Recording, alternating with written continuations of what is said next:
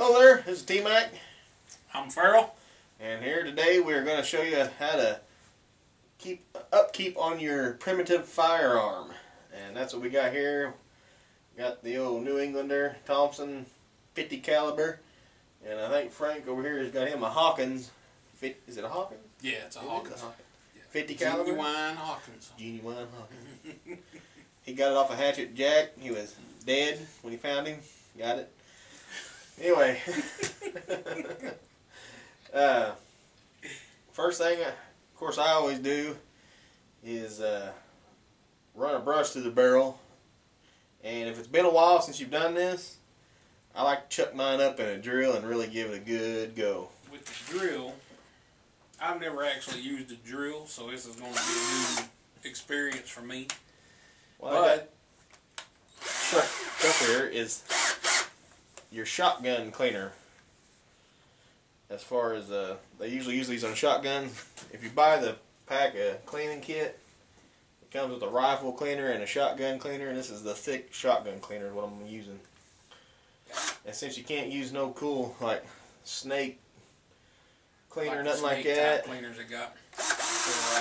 We're gonna ream her out with this. Hold on to it, Frank. Here we go. Contact.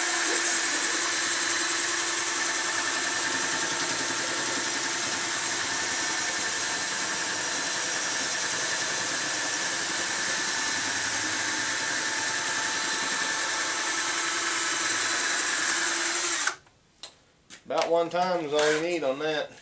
Now, just so people know, normally you wouldn't put your rifle up after you shot it until you cleaned it, because you know the corrosiveness of real black powder, you know, is the Pyrodex and stuff you can kind of get away with, but they do make a good clean, like who is it, Jim Shockey makes a really clean burning black powder. So that Pyrodex that I get ain't the cleanest. I'm telling you, it corrodes pretty fast. These guns, you got to keep on top of them. Kind of think of it like an iron skillet. You have to keep that sucker seasoned, or it will get pitted and it won't shoot right. Yeah, you'll go from a pattern to a pattern. Just throw some BBs in there. Yeah, throw some shot in it. I'm gonna tilt her up. This one here ain't been shot in a while, but she's still in pretty good shape. Now a lot of times if it gets real bad, these guns come apart pretty easy. You can pop this pin out. Right here. They do make a tool for that called a wedge hammer. Or you can use the back of this.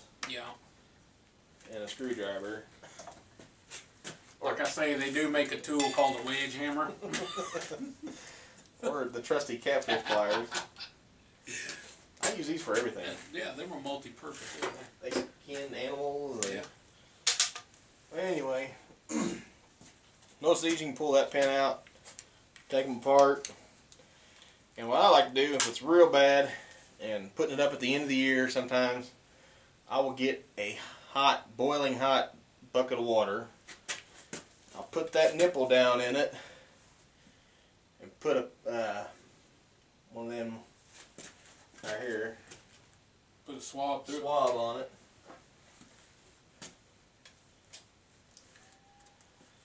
And you get that water, well, just on a little camp cooker or something, you can get that water pretty hot, and you want to do this with gloves on, trust me, because it gets hot. Put the nipple down in the water, use this to pump the water up through the barrel. And it'll siphon it right out. It'll siphon up, and I tell you what, it will clean that gun. Any kind of black, nasty stuff will come out of that gun, and just keep pumping it. And it'll come out the bottom, out the nipple. You'll draw it up to about right here, then push it back down, and it'll all come out the nipple, and you can really get a deep clean like that. You can get a siphon going on it pretty good. And if the water's hot enough, which it has to be scalding hot, like I said, wear gloves. After you pull it out, you just let it sit there for a little bit and it'll dry inside. All this old iron, just like your cast iron skillets, they're hot enough it'll just boil that water right out of it and it'll dry up. And then while it's hot, I'll run boar butter through it. Yeah. The boar butter will get down in the riflings, and it's just like we're talking about seasoning the skillet. And if you know what we're talking about with seasoning of the skillet, then you pretty much got it made. But you can also do that boar butter the same way. Like when you're ready to put it up or whatever, you can take that butter and you can wipe it on a hot barrel, and it'll soak. It'll go right in, and it'll keep it. It's very, very good. What the metal does, it's like your old stoves and stuff. When it gets hot, it opens up. The pores inside of it, it expands a little bit. And that's why when you rub that boar butter on there, when it's hot, it'll stay in that rifle and it'll season it, and it'll stay pretty clean. This one's been around for a long time. Of course, down here by where the nipple was, gets pretty corroded. So I like to keep one of these on hand. Little wire brush right here. Fits down in that little pan just right.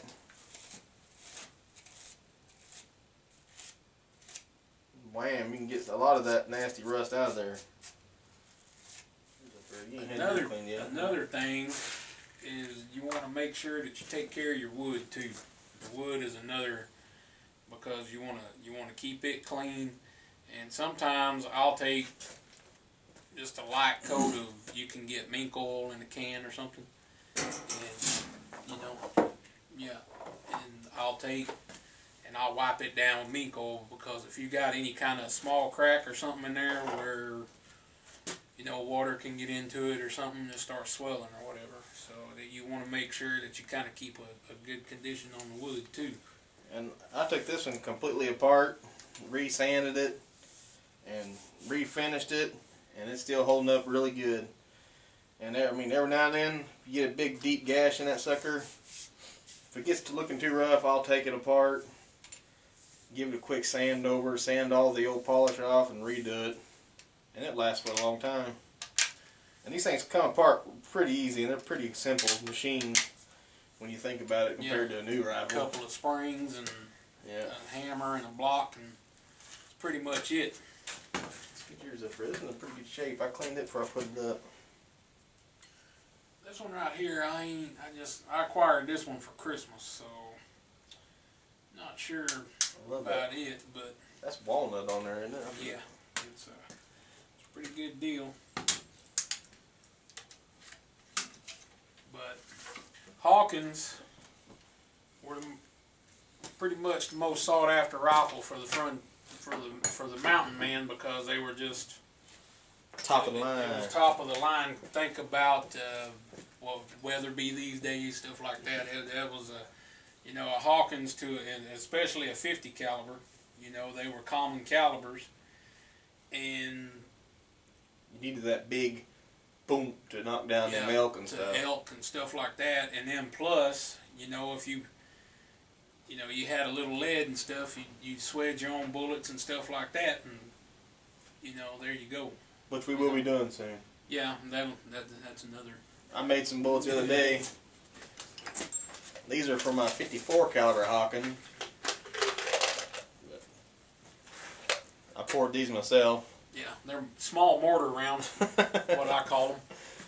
400 grains of death flying through the air. And I don't know what I would need 400 grains for, but... Well, you never know when you're going to see a bear out in the front yard. Yeah. Bears are getting up here. They're getting close. But that's what's fun about these guns, is you can make your own bullets. Right. Another thing, people, if you see right here, I don't know if you'll be able to see it on the camera or not, but there's some muck going on right there on the trigger guard on your brass. Now, on your brass, if you want to keep your brass nice and clean, shiny or whatever, you can take some lemon juice and some baking soda and mix it together and scrub it on there, and it'll clean your brass right up. So after you're done making your deer fajitas, just use some of that lemon juice, that baking soda. Yeah, and just put it right there. But clean your brass up. Yeah, that's that's if you want a nice, pretty, shiny gun. I hunt with my gun. I don't use it for show, so. Yeah.